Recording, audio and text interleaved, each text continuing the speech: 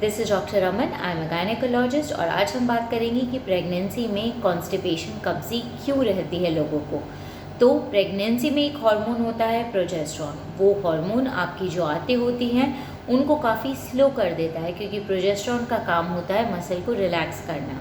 तो वो आपकी आंतें धीरे धीरे चलती है और अगर आपकी आंतें धीरे चलेंगी तो आपका खाना भी धीरे ही डाइजेस्ट करेंगी, जिससे आपका जो खाना आप पहले 2-3 घंटे में पचा लेते थे, अब आपको कम से कम 4-5 घंटे उस खाने को पचाने में लगते हैं।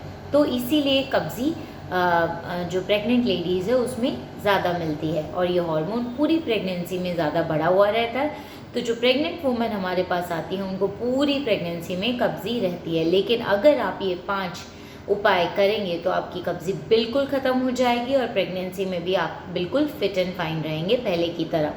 तो सबसे पहला, हाई फाइबर इनटेक। आपको एक दिन में कम से कम 25 से 30 ग्राम तक फाइबर खाना ही खाना है। अब फाइबर किन चीज़ों में होता है? ये होता है आपके फ्रूट और वेजिटेबल्स में, बीन्स में, मटर में। इन चीज़ें ये आपको ऐड करनी ही करनी है अपनी सारी की सारी मील्स के साथ। मतलब जैसे आपको सैलेड खानी ही है अपनी सारी मील्स के साथ, तो आप हाई फाइबर इनटेक इसमें बढ़ा सकते हैं। दूसरा, आपको पानी ज़्यादा पीना है। अब पानी आपको 8 से 12 ग्लासेस नॉर्मल हम बोलते हैं, इसमें प्रेगनेंसी में आपको 12 से 16 ग्लासेस पानी पीना ही पीना है, ताकि आपके आंतों को मूव करने में थोड़ी मदद मिले और आपकी आंतें डाइजेस्ट कर पाएँ। और आपकी अगर आंतों की मूवमेंट अच्छी होगी, स्मूथ होगी, तो आपको स्टूल्स पास करने में, मोशन पास करने में कोई दिक्कत नहीं रहेगी और आपको कोई कॉन्स्टिपेशन नहीं रहेगी। तीसरा, आप जो खाना खाते हैं वो स्मॉल मील्स लें। मतलब पहले अगर आप 3 बार खाते थे तो अभी आप दिन में कम से कम 5-6 बार खाइए, लेकिन थोड़ा थोड़ा खाइए ताकि आपकी आंतों के ऊपर प्रेशर ना पड़े और वो आराम से उसे पचा पाएँ। अब चौथा, सबसे important is exercise. Pregnant women को 30 to 40 मिनट्स डेली एक्सरसाइज करना ही है, क्योंकि जब आप मूव करते हैं तो आपकी आंतें भी मूव करती हैं और अगर आपकी आंतें मूव करती हैं तो उसको हेल्प मिलती है डाइजेशन में और आपकी मोशन पास करने में, तो आपको कब्ज़ी नहीं रहती। एक्सरसाइज करना, ज़्यादा विगरस एक्सरसाइज करने की ज़रूरत नहीं है, जिम जाने की ज़रूरत नहीं है। नॉर्मल वॉकिंग, ब्रिस्क वॉकिंग भी मोर देन इनफ है प्रेगनेंसी में। अगर आपको कोई कॉम्प्लिकेशंस प्रेगनेंसी में नहीं है तो आप अपने डॉक्टर से ये सलाह लेकर ही ये काम कर सकते हैं।